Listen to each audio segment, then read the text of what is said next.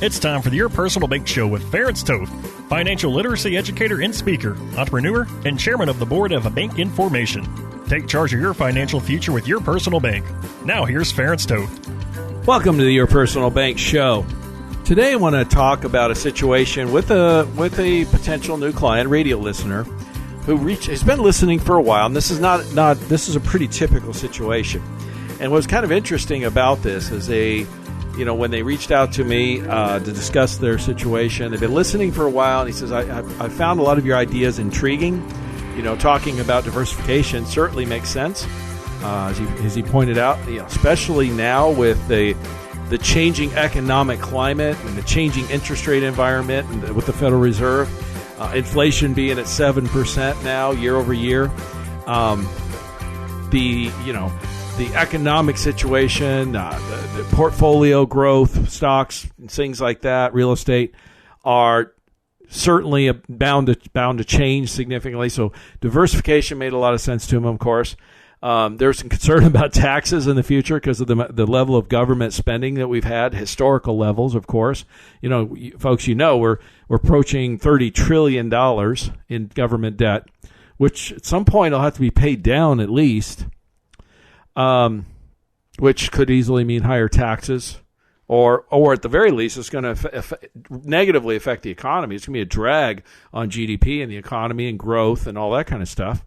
So likely portfolios and various investments can see a bit of a drag as a result. So that's changed from even a year or so ago in a significant way. He talked about having the diversification, the tax-free certainly made sense. Increased liquidity of the money. He was retired. Having access to more funds made sense. But the one that really intrigued him, and I think it does for most people, is the positive arbitrage aspect. And really what that is, and then I'll get into their situation and some questions that he had. He was a retired engineer, actually, very, very intelligent gentleman. Think of it this way. I mean, a lot of people understand. I mean, you say the word positive arbitrage, and they think of this as some big complicated financial term. It's not. I mean, a good way to explain or help people understand positive arbitrage is most people get. Let's say you were gonna purchase a rental property, okay, and let's say you borrowed some money, you put some money down, and then you got a mortgage. And then you rented the property, and let's say the rental income overall was more than your overall expenses, including your rent, or including the mortgage. I mean, which is the goal. I mean, you want a positive cash flow situation. Most people understand that. Well, that could also be called positive arbitrage. In other words, you're who's paying the mortgage? Are you, or is the renter in effect paying the mortgage for you? Right? So we're the one area where a lot of people get hung up about this whole concept. Let me dive into this a bit. If there's a hang up or a question or a lack of understanding, if you will, this is it. So we're setting up a high cash value policy to get dividends. We got companies been paying 5.75 to 6% dividends last 25 plus years. Never missed a dividend since literally before the Civil War. I mean, that's powerful. And by the way, with interest rates going higher, historically, the dividends have been 6 to 8% range is the norm. 7-8 is in the norm. Okay, normal ranges. It's only down around 6 because 5.75, 6 right now because we've been in such a low interest rate environment for the last 12 years. We've been in the lowest interest rate environment in the history of our country since 1787. That's a fact, folks. We've never seen anything like this. Yet, we got companies still paying 5.75 to 6% dividends. That's powerful. And is the Fed, if indeed they raise rates, like they are saying they're going to do this year, 3 or 4 times, and we start approaching more normal interest rate environment, we're going to see higher dividends. Dividends are nothing more than profits of the company, and higher interest rates means they make more profits. Okay? So most people we're setting up a policy to earn dividends They happen to have guarantees. They happen to be tax-free. So again, 5.75 to 6% today, tax-free with guarantees, that ain't half bad. And it's likely going to be better as we approach a more normal interest rate environment. Then the second step is we set up a bank line of credit where we access the funds from the bank line, and the banks charge between 3 and 3.95 interest when you access the funds for whatever reason. Now, historically, that's another question I get, and then I'll get to my other point, is historically, and I've got charts going back 40 years showing that the dividend rate has been higher than the interest rate charged every single month for the last 40 years, except for 2 months, and those 2 months, they happen to be equal. So my point is the positive arbitrage, or in other words, the fact that you're earning more in dividends and you're getting charged in interest has been positive in your favor every single month for the last 40 years, except for 2 months when it was equal. So we have a long-term historical trend, so it's likely to continue. See what I'm saying? That because that incorporates low, medium, and high interest rate environments, right? So my point is simple. One question I ask people all the time, look, if you put money into a policy to earn 5.75, 6% dividends, then you access the funds from the bank line, and they charge you 3 to 3.95, what's your money doing? Now, most people get that answer correct. Well, they're making 2-3%, keeping the difference. I'm like, exactly. That's called positive arbitrage or positive cash flow, right? And here's the key, one of the key things, the power of this. This is what makes unique. I say, this is always my take. I'm going to give you the takeaway, folks. I share this all the time with people. If you're that positive arbitrage, that 2 or 3%, what you get to keep, folks, that's on money you spent. Look, if you put it in the policy to earn dividends and you leave it there and you get 5.75, 6%, that's what it's going to grow. It's going to grow at that every year, right? Because of the consistent, steady Eddie nature of these. But when you do decide to access the money, you still get to keep some of the growth because you're keeping the difference of what you're earning in dividends versus what you're getting charged in interest. Now, if you can show me how to earn interest on money I spent, I'm all ears. I mean, that's I've been saying for years and years and years now. And it's true. If you earn interest on money you spent, are you going to have more money? Well, of course you are. Because normally, if you take money out of an account and you spend it, well, it's gone, right? Forever. Are you going to earn interest on it? No, of course not. If you take that money and invest in another asset, you might gain increased value of the asset, but the dollars are not going to earn any interest for you, are they? Here, you can take those dollars, use those to invest in another asset, still pick up that 2 or 3% positive arbitrage or positive cash flow, and get the return on increased asset value, right? So what's happening? Your rate of return increases. It increases an extra 2 or 3%. Now, if that doesn't sound like a lot, most people are pretty satisfied if they're making 7, 8, 10% returns on their money year to year, right? And I think going forward with higher inflation and things like that, you can be really, really happy if you, say, get a 7 or 10% return, right? Is that fair? Let's say you got a 10% return on your investments, on your money, on your portfolio. But you float it through the personal bank. In other words, you put them into the policy, accessed it through the bank line, and picked up an extra 2 or 3%. You now are returning 12 or 13%. Would you rather make 10 or 12, 13? Well, that's a pretty obvious question. And by the way, you're increasing your rate of return by 20 or 30%, aren't you? Folks, an increase of 20, 30% is huge. It's massive, especially when you compound that over time. Do that for a decade or 2 or 3. The amount of extra money you're looking at is significant in many cases, sometimes even incredible. It's a lot more money, and don't forget, some of it's it's with guarantees and tax-free on top of that. So, my point is, talking to this gentleman after listening to the show and listening, he says he found the ideas very intriguing, and he says, "I'm not sure if you're going to be able to help me or not, but let me share with you my situation." And to be frank, his situation was fairly common to what I run into very, very often. And that is, again, he's retired, done well for himself, don't get me wrong, had some money invested in IRAs and various things. He had some money in some annuities, and he had some Social Security, okay? And, of course, they were living off the Social Security income, and they had to take some money from the IRAs because, of their age. And, once you're 70 and a half, you have to, by the way. My point is, by taking the money from the IRA, of course, becomes taxable, right? But my point is they had some money in savings for emergencies, right? And so what I did with them, and I guess what I'm going to do is I'm probably going to save this for the next segment because we're going to come up on a hard break here pretty soon. I want to have a little time to explain what I recommended, but I recommended 3 different options for them, and all 3 of them would increase the amount of money they were going to make and earn each and every year, and increase the money they can live on for retirement for the rest of their lives, guaranteed and tax-free. Now, when you think about that a minute, that's really, really powerful, right?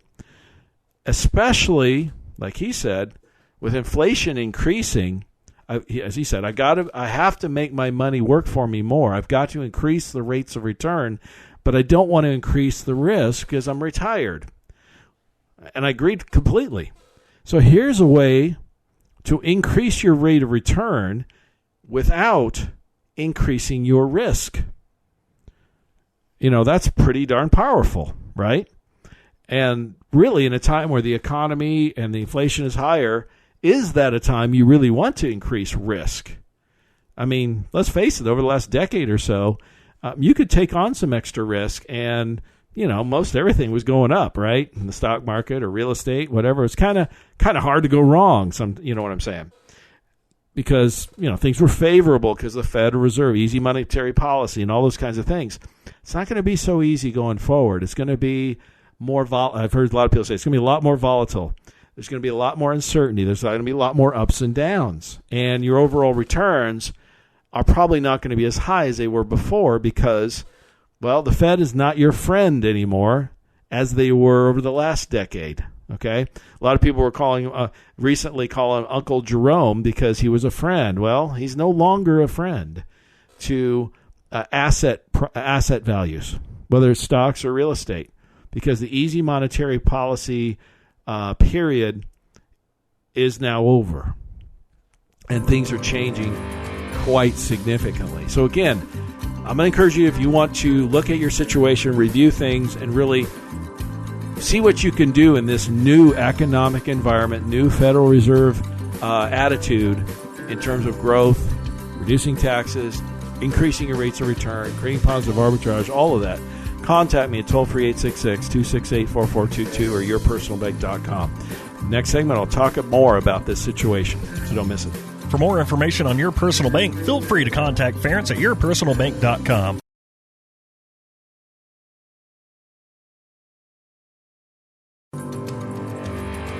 Back to the Your Personal Bank Show with Ference Toth. Welcome back to Your Personal Bank Show. And today I've been really sharing a situation that I run into very commonly.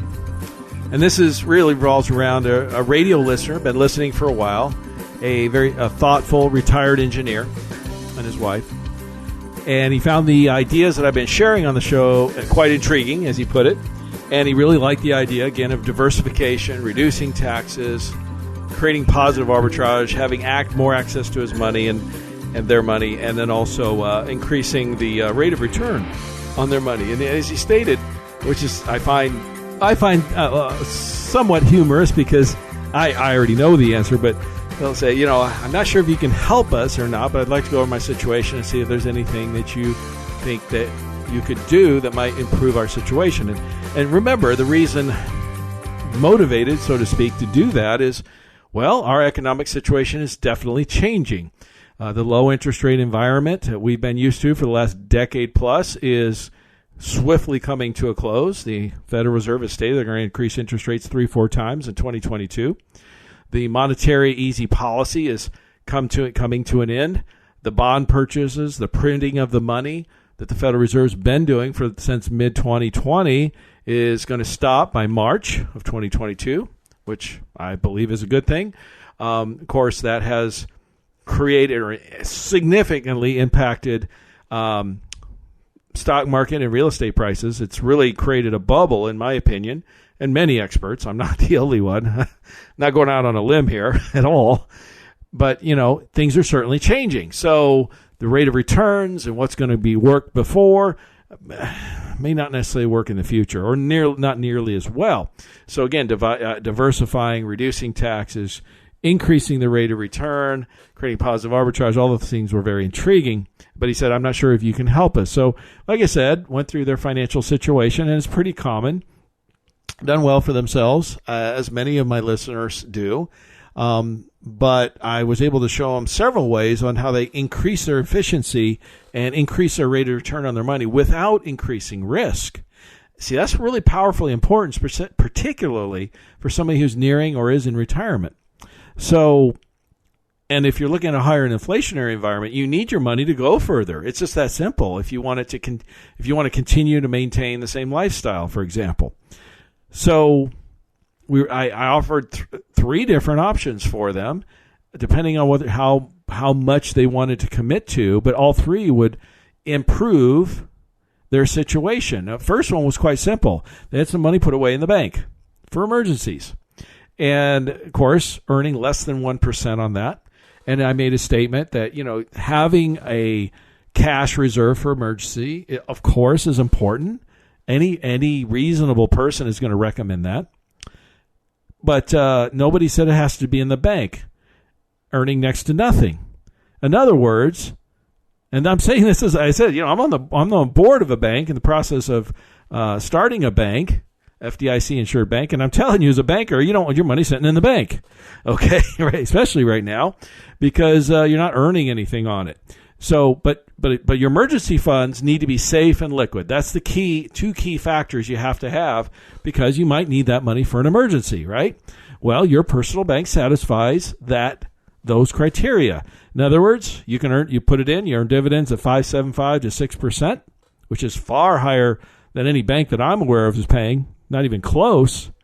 And in his case, I was able to show him where they can get about 85% of their money liquid day one, and be 100% liquid within 3 or 4 years.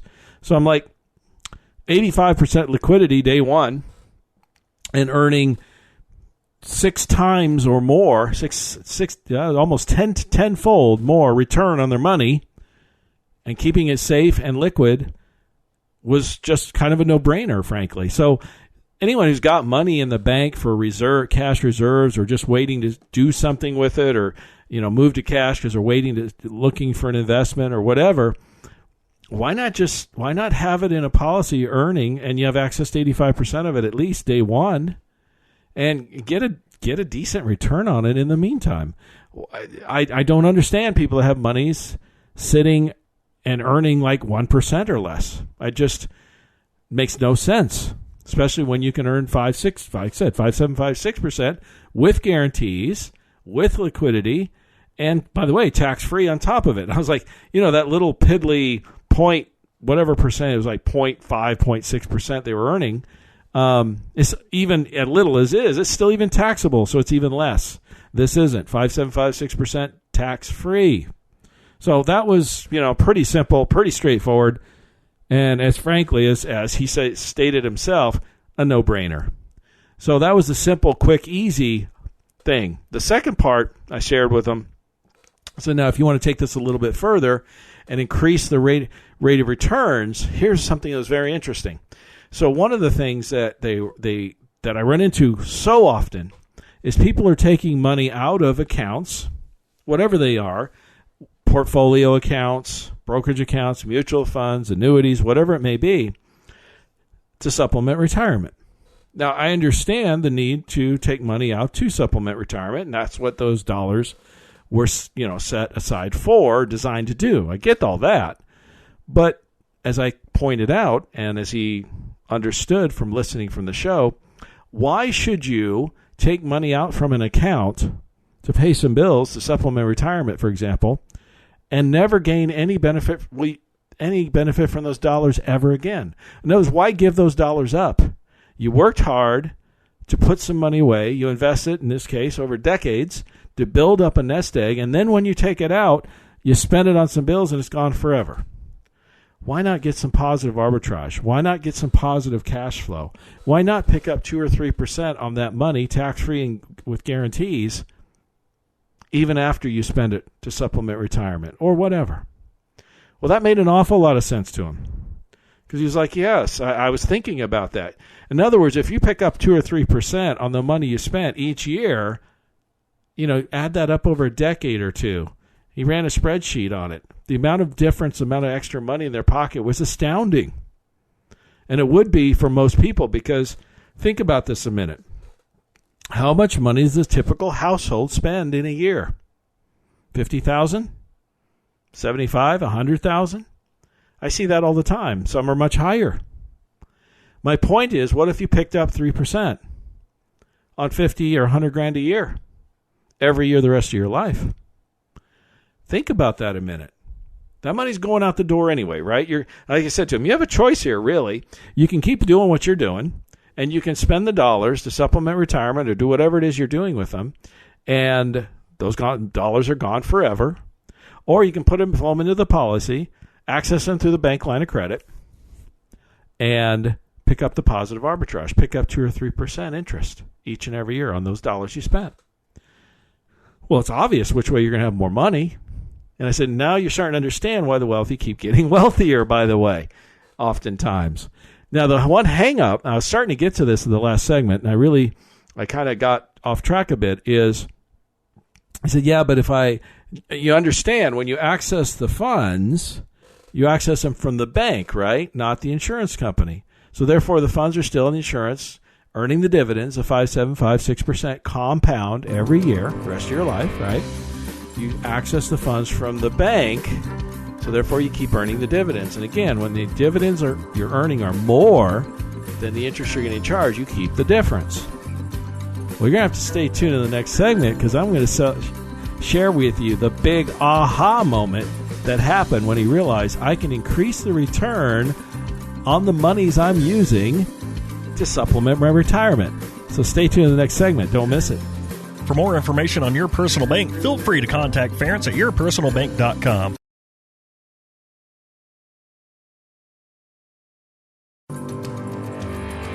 Back to the Your Personal Bank Show with Ference Toth. Welcome back to Your Personal Bank Show.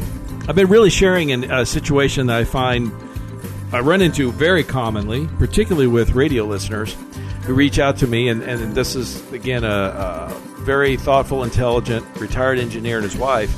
And he'd been listening. He liked the ideas. He said the ideas I've been sharing are intriguing. Thought it might be able to help him increase the amount of money they have, reduce their taxes, create positive arbitrage, but he wasn't sure we would be able to help him.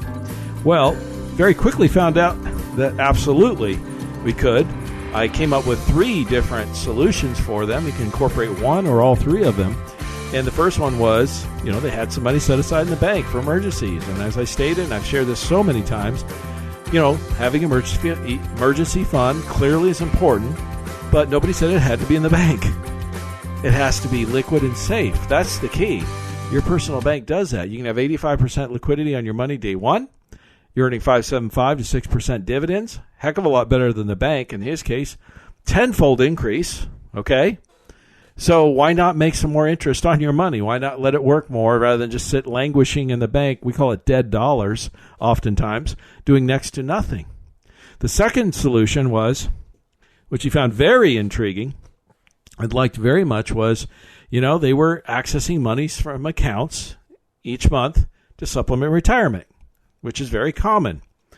And I said, here's the problem that most Americans, middle class particularly, do. You put that money away, you invested, in his case for decades, you built up a nest egg, the idea to supplement retirement, which you're doing, but that's all good. But what the problem is now, you had a good accumulation strategy, but you don't have a good distribution strategy. And what I mean by that is once you spend the dollars, they're gone forever, right? You don't earn any interest on that money, do you? He goes, no, I don't. I said, what if you could earn 2 or 3% interest on those dollars you spent? Now, folks, that's like on every dollar you spend for over a year. How much does your household spend in a year? A lot of households spend 50, 100 grand a year or more easily. What if you could pick up 2 or 3%? That's an extra 2 or 3 grand in your pocket every year, the rest of your life, compound. Folks, that adds up to a significant amount of money. And all you have to do is add one step. Instead of taking the money from the account and spending it on expenses, bills, supplementary retirement, or whatever, I'm going to share with you the aha moment that he had. Instead of that, you put it in a policy to earn the dividends, 5.75%, 6%. Then you access it from the bank line, getting charged 3 to 3.95, depending on the size of the account. I can tell you in their case, it's 3%. Most of my clients are 3 to 3.25, by the way. So the positive arbitrage is 2.75 in their case, particular case. Most people are making 2.5%, 3% positive arbitrage. Okay? Now that's on every dollar they spend. So in other words, throughout the year. And he ran some spreadsheets and ran some numbers, and with compounding, the amount of money that added up to over the next 20 years or so was astounding. And that's what I'm pointing at. And I said to him, look, you're going to keep, you have a choice. You can keep doing what you're doing. You can keep spending those dollars. You're going to do it anyway, right, to live. Or you can do it this way and pick up the interest, the positive arbitrage. He got it. But here was the last part. He goes, but okay, I understand. I'll do that. But then if I access the money from the bank line, I'm going to owe the bank money. I said, yes, you'll have a line of credit, but you have a choice.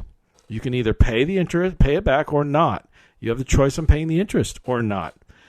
Now, here's the key. As long as you're earning more in dividends and you're getting charged in interest, you're money ahead, aren't you?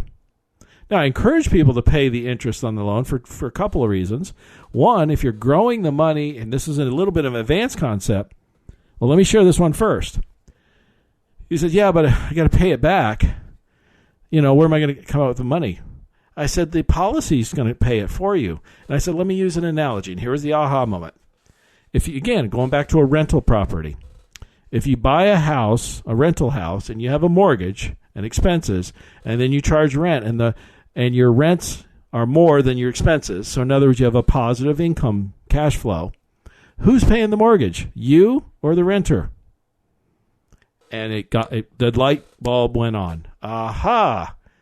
Exactly. The money you're borrowing from the bank, the loan, the interest, isn't getting paid back from your pocket out of your dollars. It's coming off of the interest that's being earned, the dividends that's being earned in the policy. And because the dividends are higher than the interest you're earning, you keep the difference. Positive arbitrage, positive cash flow. Just like if you had a rental property where your income, your rents, were more than your expenses, which is the goal, right? And guess what? Who's paying the mortgage, you or the renter? It's the same principle. And once people get that, they usually like, oh my gosh, I can create a positive cash flow, a positive arbitrage on every dollar I spend. I'm like, bingo, you just got it. That's how you can increase your retirement income. And in fact, 2-3%, it's like having a 2 to 3% cost of living increase, isn't it? Over and above what maybe Social Security gives you or anything else for that matter. Or if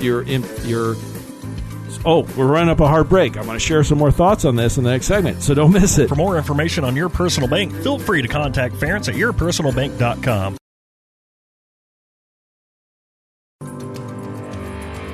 Back to the Your Personal Bank Show with Ference Toth. Welcome back to Your Personal Bank Show. And today I've been really sharing this very common situation, a particular situation with a potential new client that reached out to me as a radio listener. But I run into this. It's very common for folks to reach out to me. And so if you missed the previous part of this show, I'm really going to encourage you to go back to yourpersonalbank.com.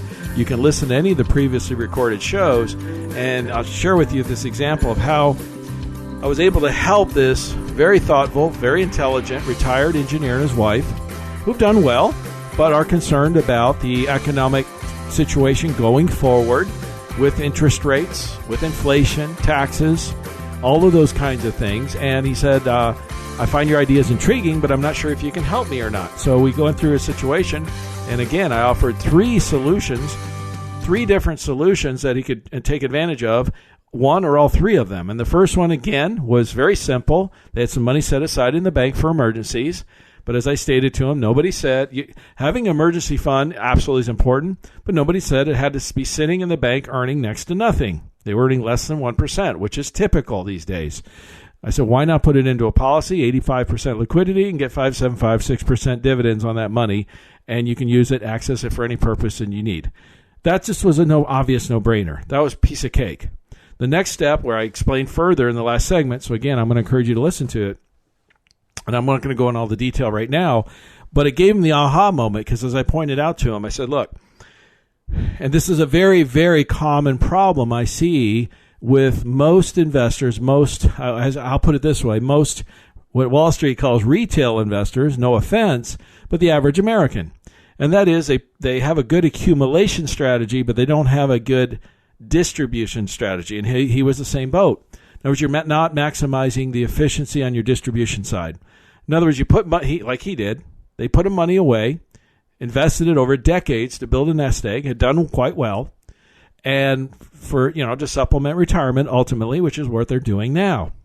But the problem is, for most people, when they access money to take out to supplement that retirement, or to use for any other purpose for that matter, once you spend those dollars, they're gone forever, right? I asked that same question to this couple, and it's pretty obvious. Yeah, once you spend them, they're gone, right? You're not going to earn any interest on that money. And I said, well, what if you could pick up 2 or 3% interest on every dollar you spent? Well, that was interesting because, well, like most American households, they spend a fair amount of money per year, right? Most households spend anywhere from 50 to 100 grand or more easily per year. We're talking the basics, folks. Food, clothing, housing, right? Inflation is going to make those numbers even higher, right? So my point is, and they did some other stuff. They did some traveling, things like that, because, again, they've done well. But my point is, what if you could pick up 2 or 3% interest on every dollar you spent on food, clothing, housing, traveling, or anything else for that matter? How can you do that? As I shared with them, you're going to spend the money anyway, right? Nothing's changing. Here's what you do different. You add one step. Instead of just spending the dollars, put it in a policy first to earn the dividends. Get the 5.75, 6% dividends. Then access them through the bank line. And they charge 3 to 3.95%, so you're picking up that 2 or 3% difference. And, spend the money. If you're earning more in dividends and you're going to charge an interest, you keep the difference, right? That's called positive cash flow or positive arbitrage. It's the same principle as if you owned a rental property and you had a mortgage or expenses against it. The rents were higher than the mortgage and expenses, so you got a positive cash flow or a positive arbitrage, right? And as the aha moment was, as I shared with them, and I'm going to repeat this because we came up on the hard break, the aha moment was, well, okay, I get it. I put the money in the policy during the dividends, so they're going to grow, compound every year the rest of my life. I'll share more on that in a minute. I access them through the bank, not the insurance policy, but through the bank line, and spend the dollars, and I keep the difference because I'm earning more in dividends than you're going to charge in interest, which is historically true for the last 40 plus years. But I'm going to owe as I access more money from the bank, I'm going to owe them more. And that's where people get hung up. Sometimes they get messed up. Like I don't want to owe the bank any money. I said, but here's the thing. Who's paying the interest back on the loan? Who's paying back that loan? You? No. The dividends from the insurance policy. Let the insurance company pay the interest. That's the best way to operate and ultimately pay off the loan. In other words, it's the same principle, again, going back to that rental property. If you have a mortgage and expenses and you're renting it out and you get a positive cash flow, who's paying the mortgage, in effect, you or the renter? The answer is the renter. It's the same principle, folks. People do it all the time. People have been doing this for decades and centuries even, literally. Okay? So this is not a new idea. It's just most people haven't thought about it in this way. And the light bulb came on. It was the aha moment. I was, oh my gosh, you're right. I could earn interest on every dollar I spent. Now, how does the loan get paid back? You got a couple of choices. One, you can pay the loan back if you want to. There's no requirement to. There's no payments required. You can pay the interest if you want to or not also. You can choose not even to pay the interest. Now, what I encourage people to do, this is the most efficient way to use it, the best way, is to go ahead and pay the interest. But again, if you're earning 5.75 dividends and you're getting charged 3 to 3.95 interest, who's paying the interest, you or the insurance company? It's the insurance company dividends paying the interest for you, right? And you get to keep the difference. Now, here's the last piece of this, why it's so powerful. And this is a little bit of an advanced financial concept, but not that complicated. But if you grasp this, you're going to really understand how wealthy continue to keep getting wealthier, while the average American doesn't. And here it is. If you're growing the money in the policy every year, dividends compound, because you never take the money out of the policy. The company, just leave it there. Let it just keep growing, right? You're going to compound your money, compound the dividends every year. You're going to have compound growth. And most people understand that compound interest is the eighth wonder of the world, right? If you earn 7% interest compound, you double your money in 10 years, for example. So you're growing your money compound in the policy because you put it in and you just let it grow, right? When you access or borrow from the bank, you get charged interest, but if you pay the interest each month or each quarter, however they structure it, then the amount you owe the bank doesn't increase, the principal doesn't increase, so therefore you're borrowing at simple interest. Now, folks, you don't have to know a lot to understand that growing money at compound and borrowing at simple benefits you greatly. And when you compound that over time, over a decade or two or three, the gap, the amount of money you get to keep, increases dramatically over time. So again, you're growing money compound at a higher rate, borrowing it simple interest at a lower rate. You keep the difference. Folks, that is the power of your personal bank. That is the financial life-changing aspect of your personal bank. So no matter what you've done, no matter how much you've accumulated or not, if you're still in the accumulation phase, or you're taking money out to supplement retirement, or you're somewhere in between, it doesn't matter, because these principles work for anyone who's willing, because everyone I talk to we spend money, right? And most of us either have money or assets or earn money or assets so that we can spend it on things like food and clothing and housing and anything else that we like or enjoy or need, right? So I want to really encourage you. Contact me at 866-268-4422 or yourpersonalbank.com. Again, that's 866-268-4422. I'll share with you how this concept can really, really enhance your financial picture. And again, with the way things are going, with higher interest rates coming, with higher inflation we're dealing with, and all those things, it's more important than ever for you to make your money go further, make it be more efficient. Let's face it, the last decade or so, you could almost throw I saw some articles on this kind of stuff. You could almost take a dartboard, put a bunch of stocks on it, and throw a dart and buy that stock, and it would probably go up. You could pretty much do the same thing in the real estate market. If you bought a property, with rare exceptions, over a period of time, it was going to go up in value. It was hard to miss. Sadly, folks, those days are rapidly coming to a close. And those days were there in a big way because of the Federal Reserve and the easy monetary policies, the low interest rate environment, quantitative easing, printing dollars just cause asset values to increase, right? And the Federal Reserve has a huge, I would say, an outside effect on all of that. Those days of easy monetary policy and low interest rates and being able to pick something and it probably go up, at least for the foreseeable future, are probably over. There's going to be more volatility. There's going to be more ups and downs. There's going to be more mistakes made.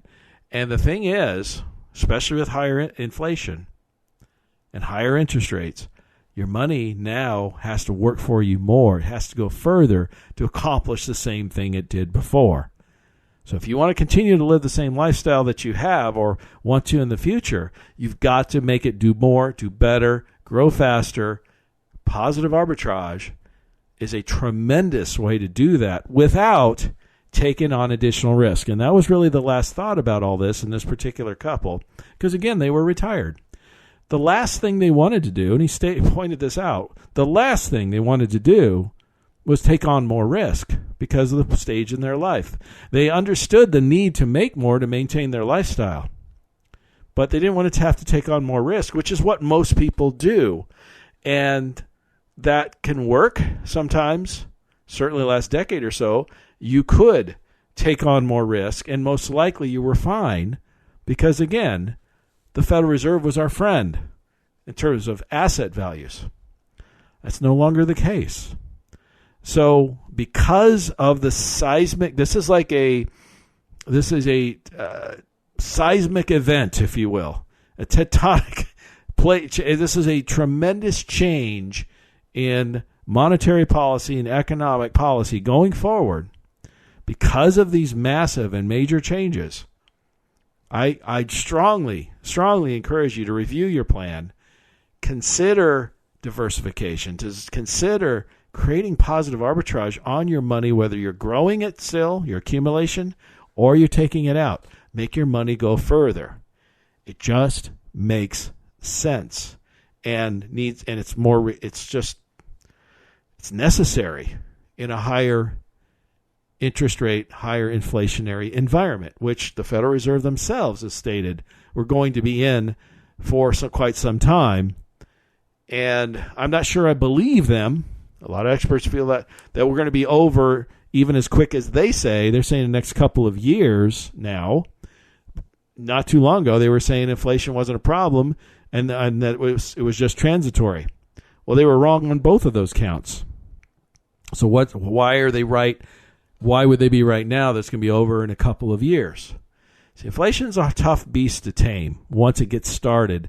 And we're seeing the highest rates of inflation we've seen in 40 years, folks. That's a generation. So contact me at toll-free 866-268-4422 or yourpersonalbank.com for more information on how you can make your money go further, create positive cash flow, positive arbitrage, and continue to live the life that you intend to, you want to live going forward. So again, it's toll-free 866-268-4422 or yourpersonalbank.com. And I'll just sign, I haven't said this in a while, but I'll just sign off with this. As long as it's still on our money, I will say, in God we trust. For more information on Your Personal Bank, feel free to contact Ference at yourpersonalbank.com. This show is designed to provide accurate and authoritative information. The presenter and guest on this program do not engage in legal, accounting, or tax advice. Professional advice regarding your situation should be sought if required. Products and riders may have limitations and may not be available in all states. Excessive unpaid loans may affect performance. Distributions may become taxable if not managed properly. Replacements may not be suitable for everyone. There may be charges when replacing coverage. Compare when considering a replacement. Dividend rates and baseline of credit rates may change. Contact yourpersonalbank.com for current rates.